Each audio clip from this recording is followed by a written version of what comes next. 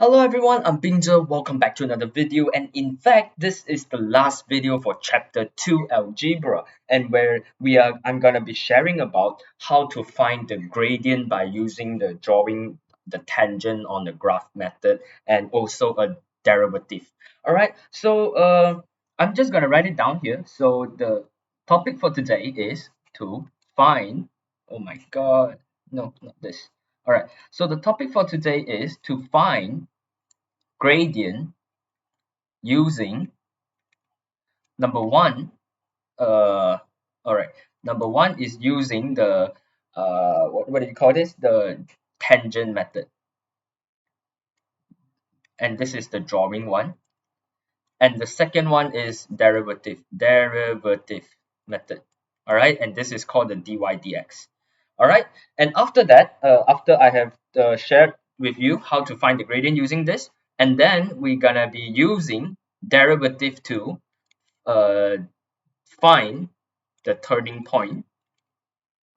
All right, and then this is to determine maxima or minima. All right, this is, if I'm not wrong, this is basically saying that whether it's the maximum point or the minimum point. All right, so without further ado, let's start. So the first part here I'm gonna talk about is how to find the gradient. Find gradient by drawing tangent.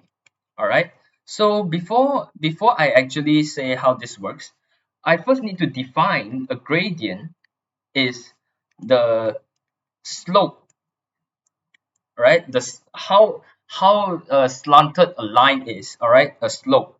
All right, so when we are saying for linear, all right, y equals to ax plus b, all right, y equals to ax plus b, this shows on a on the graph that the slope of the line is constant. All right, so a gradient is equals to a. All right, why is this sing every single time? All right, so here gradient is equals to a, and gradient is also equals to this one, and this one is basically equals to the change in y over change in x. All right, so uh I'm gonna be spoiled a bit about differentiation, so I need to think of a way to not include differentiation. So basically it's the change of like a slope like that. So if you can see, this is the to find the gradient you need to use, oh yeah, okay, y2 minus y1 divided by x2 minus x1. All right, so this is how you find the gradient. Or if you are given y equals to 3x plus 1, you know that the gradient is 3. All right, so but for quadratic or any curve, all right, for curves, all right, to find a gradient we draw tangent at a point. All right, because for curves the gradients are not constant, are, all right, are not constant. The gradient is changing every single time when the graph goes. So for example here, let me change a little bit, change this one. All right, so for example here we have a axis, all right, and then this is the graph, all right, y-x origin. All right, so from here the gradient at this point, right, we draw a straight line through the point, is this. But the gradient here is different. All right, it's different from, all right, the gradient here is different from the gradient there, right? So since the gradients that are not constant, therefore we will, for curve, in order to find the gradient, we say gradient at a point, and we will draw a tangent. All right, so how do we draw a tangent? All right, so what is a tangent? All right, the question is, what is a tangent? So a tangent is a straight line, all right? It's a straight line that touches the curve at only that point, right? So which means, let's say the curve is this one, right? The curve is as so. The tangent as like this only touches the point once. Uh, yeah, all right. Only touches the point once, and when it extends that point once, all right. When it extends, it will never touch the point again. All right. So how do you draw? All right. How do you find? All right. Question is how to find the gradient by drawing a tangent. All right. So I'm not gonna touch too much on this because I don't have a legit graph paper here. Usually they will ask you to plot a curve on the graph paper and you are expected to draw a tangent with approximation, of course. So I'm gonna be briefing you on how do you draw a tangent. All right. So let's say your graph is something like this. This is too ugly. I mean, maybe your graph is something like this. All right. So when they ask you to find the gradient at this point, all right, what you will need to do is to take your ruler, all right, and draw a straight line, all right, and draw a straight line that only touches that point. Oh my gosh, this is definitely not straight. All right. So you are to draw a straight line that touches the point. All right. So you need to finish up a triangle.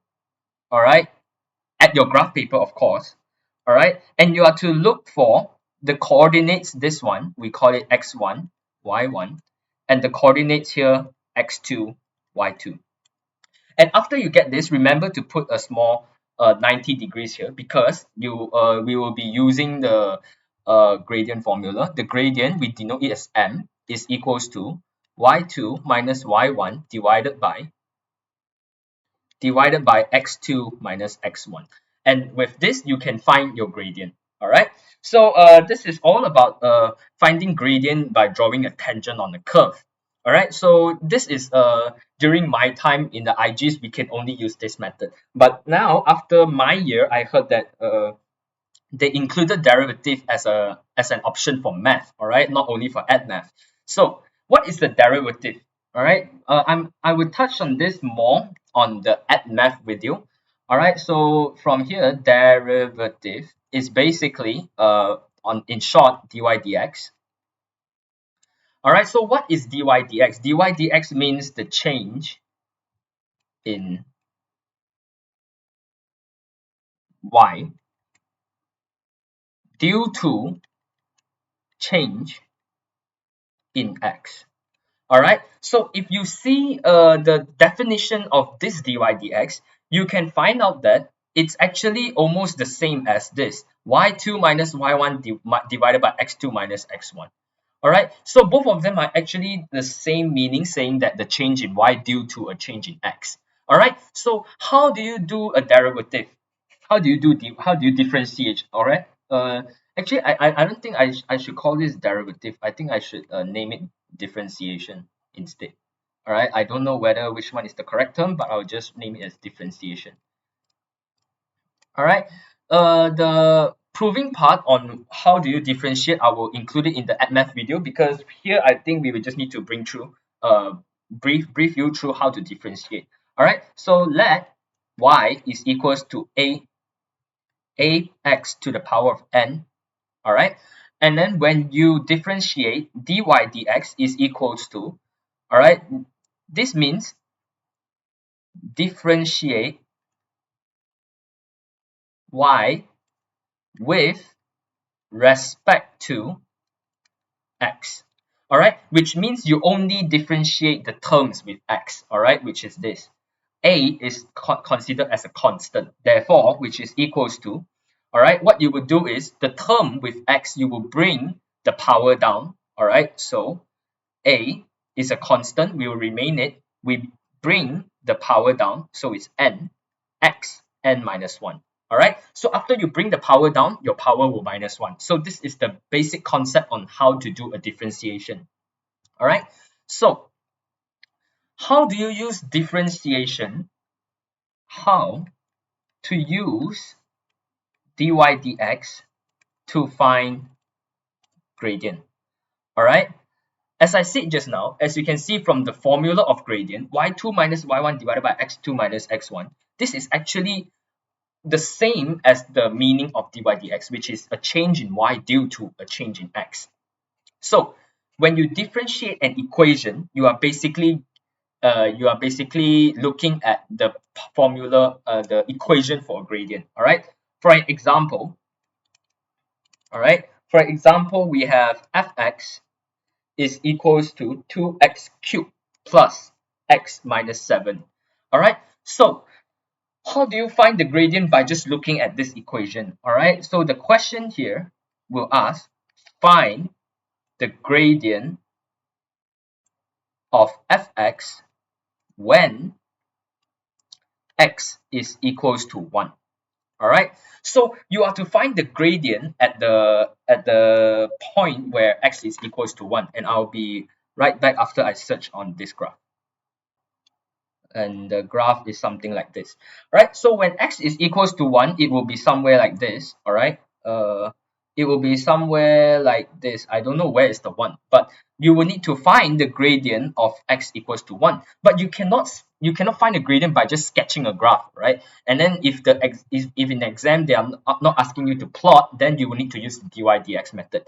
All right. So from here we know that dy dx, all right, so if we are given function, all right, derivative of function, right, derivative of function, we don't use dy dx. Instead we use f prime x and so on. All right, so at here f prime x is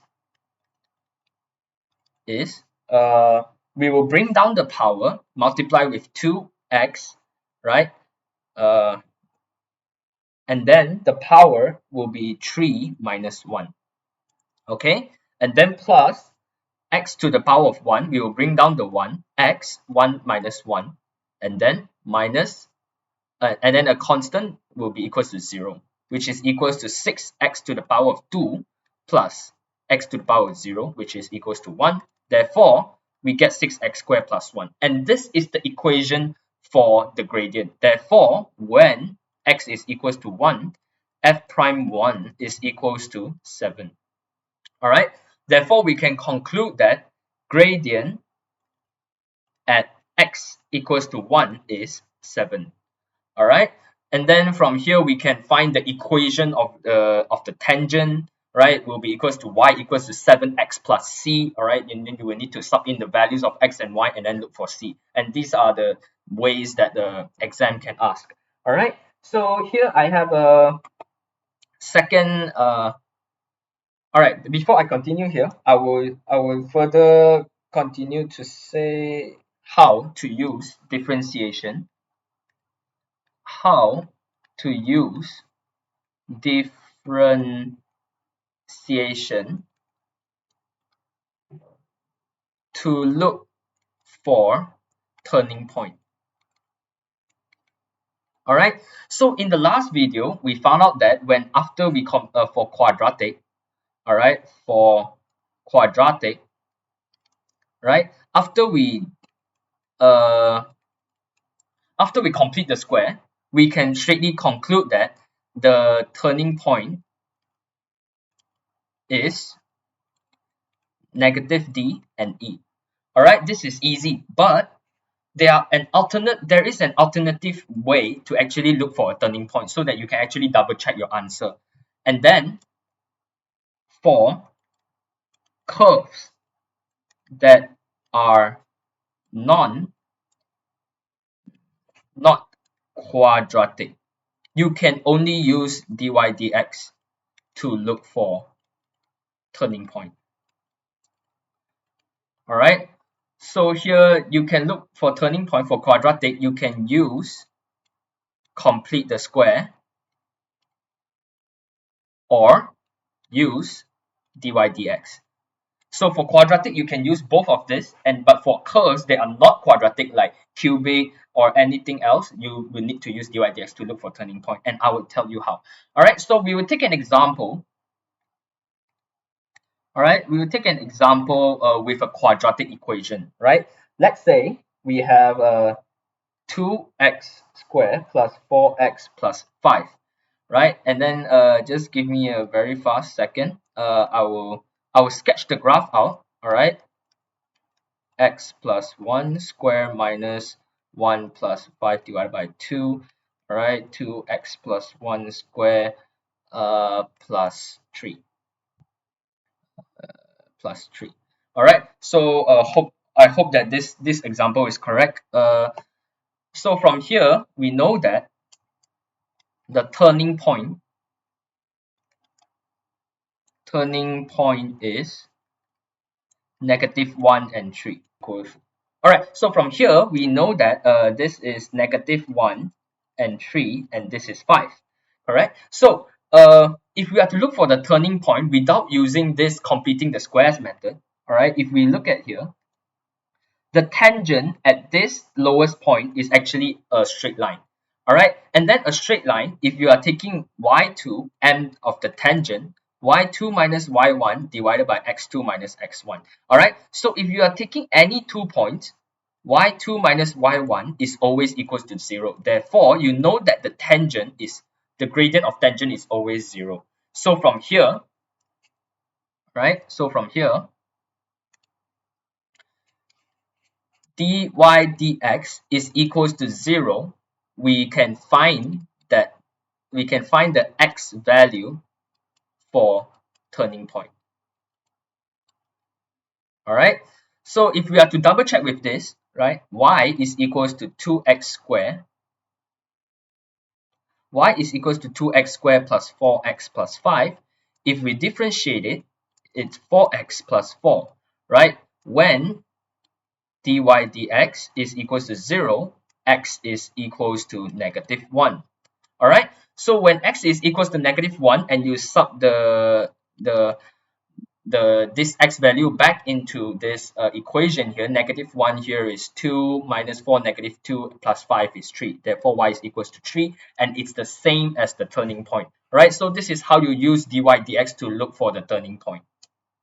Okay, and the last part here, I will have to introduce to you maxima and minima.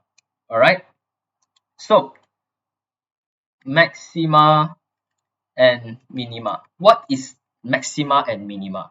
All right, so I'll need to say for quadratic, there is only one turning point. All right, so by defining the curve, if it's a minimum curve or a maximum curve, you can know it's minimum or maximum straightly. But for not quadratic curve, all right, can have more than one turning point. All right, and then if you are to know whether the turning point you look for is actually a minimum or maximum, all right, to determine a turning point is minimum or maximum, we use, all right, we will use second derivative. What does second derivative mean? All right, second derivative is actually d squared y dx squared, which is differentiate the differentiation that you have done.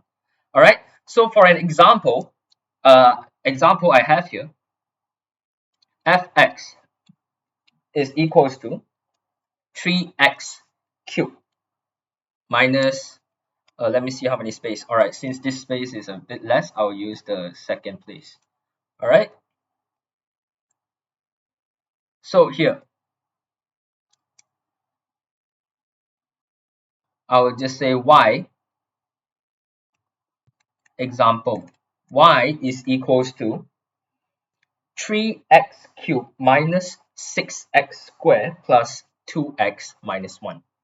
All right, we don't know how this curve look like. All right, if you know, you probably won't be watching this video already. You're already at higher levels. So from here, we know that this is not a quadratic curve, so we cannot define whether it's a maximum or minimum point. So the question asks to find turning point and determine its nature. So what does nature mean is actually to say it's minimum or maximum.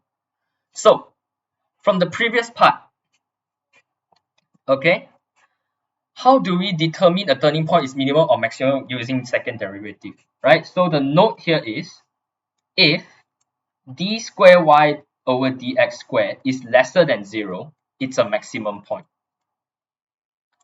If d square y over dx squared is a positive number, then it's a minimum point. All right. If d square y over dx squared is equals to 0, it can be either or inflection point. All right, this one is not in the syllabus. You won't get equals to 0. All right, this is not in syllabus.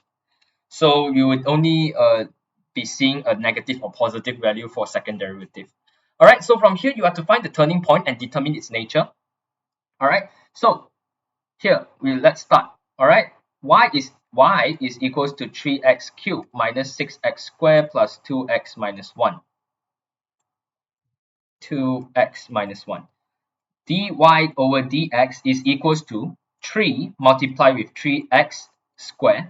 All right, and then minus 2, you bring down the power, 6x to the power of 1 plus 2, and then differentiate 1 is equal to 0. Therefore, you will get 9x squared minus 12x plus 2. All right, so this is the dy dx. All right, so from here, if you are, we will continue to find the second derivative first. All right, d square y dx squared equals to 18x minus 12. Just that easy.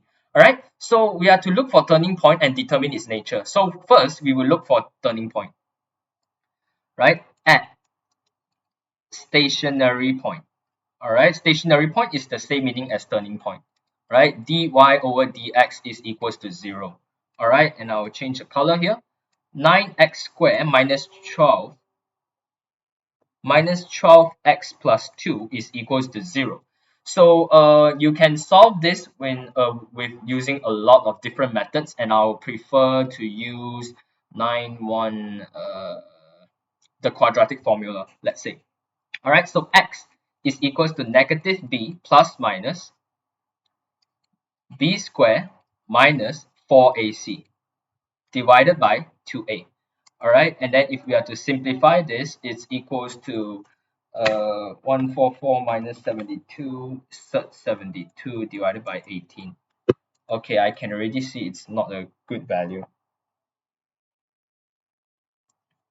Right, and this will further equals to, all right, so we get our first x here is equals to 1.138, and the second x will be equals to 0.195. All right, so from here we can look for the y values. All right, so when x1 is equals to this one, then your y1 will be equals to 1.138. You can just key in your answer, your calculations. All right, so the y value for this is negative 0.73, negative 2.073, and then for the second value of x is equals to negative 0.816.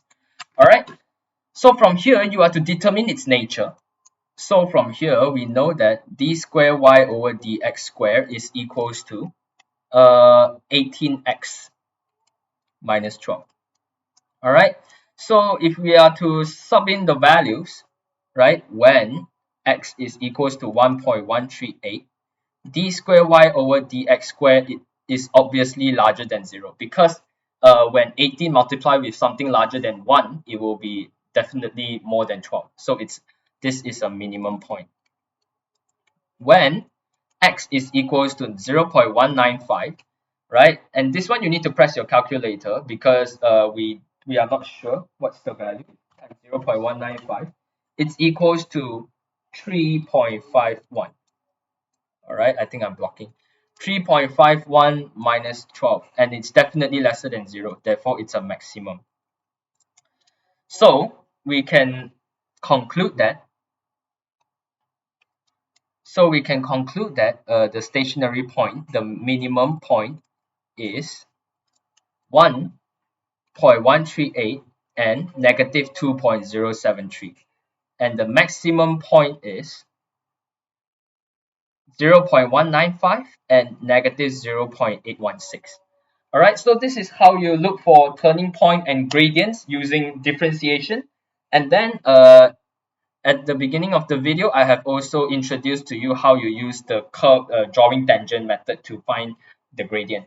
All right, so yeah, this marks the end of this video and also the end of chapter 2. I hope you guys understand. And yeah, we will be moving into chapter 3 soon.